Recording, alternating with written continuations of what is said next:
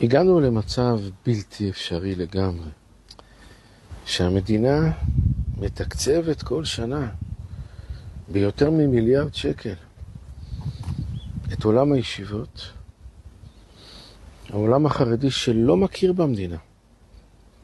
ביום העצמאות אף אחד לא אומר הלל, אף אחד לא שם דגל, לא מכירים במדינה, להפך.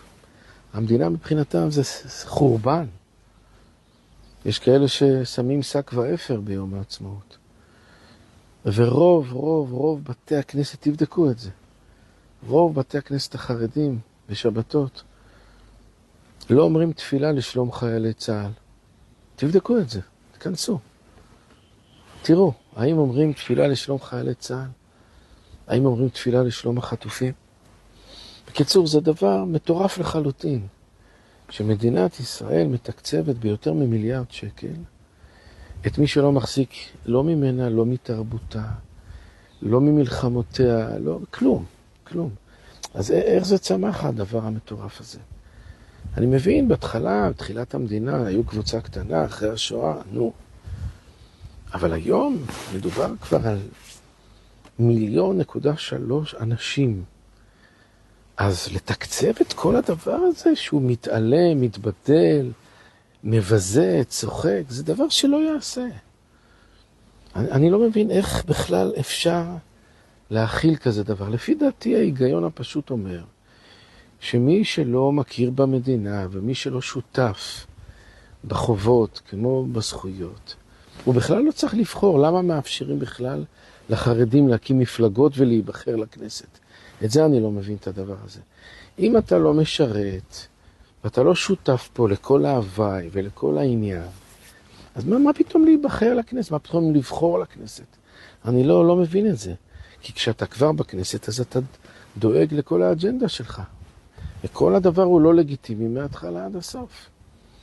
ולא שאני בא להטיף פה שהחרדים צריכים להכיר בתרבות הברים של תל אביב. ודאי שלא. אבל בתוך מסגרת המדינה צריך להיות מקום לחרדים ולפועלם, והחרדים צריכים להיות משותפים בתוך המדינה, לא בצורה שנוגדת לתרבותם, לא בצורה שנוגדת לדת. ברור, זה ברור.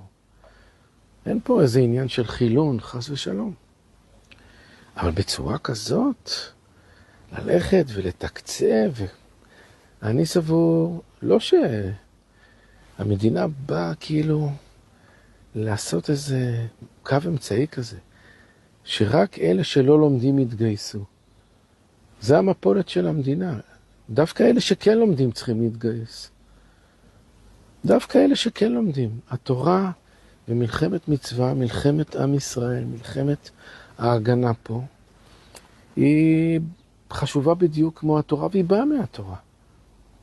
זה חולשה מאוד גדולה שבאים ואומרים שרק אלה שלא לומדים, שהם יתגייסו. אז באים הרבנים החרדים ואומרים, לא, נמות ולא נתגייס.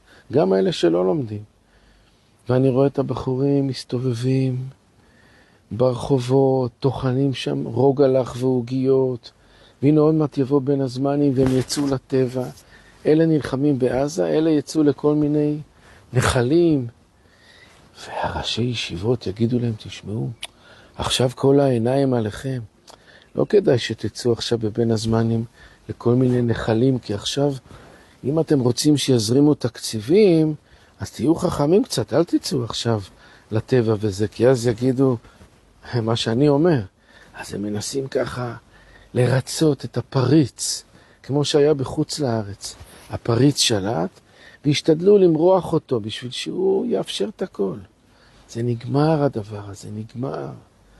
אנחנו צריכים לבנות את מדינת ישראל ביחד, כולנו ביחד. ואין פה עניין שמישהו ישתנה מתרבותו, מאמונתו. כל אחד באמונתו, אבל לבנות ביחד כל הגוונים וכל הפלגים את מדינת ישראל. זה מה שצריך להיות, ומי שלא רוצה, ומי שרוצה להיות נבדל, אז אין לו זכות בחירה בכלל. הוא לא צריך להיות שותף בזה. אדרבה, שהעולם החרדי יסתדרו לבד כמו סאטמר. סאטמר הם הרי נגד המדינה, אז הם מסתדרים לבד מתוך עצמם. היותר עשירים ומסבסדים הרבה מאוד, וכל אחד ואחד נותן מס, לא למדינה, אלא מס לחסידות סאטמר. יש להם משטרה משלהם ובית חולים משלהם, והכל משלהם, ככה צריך להיות.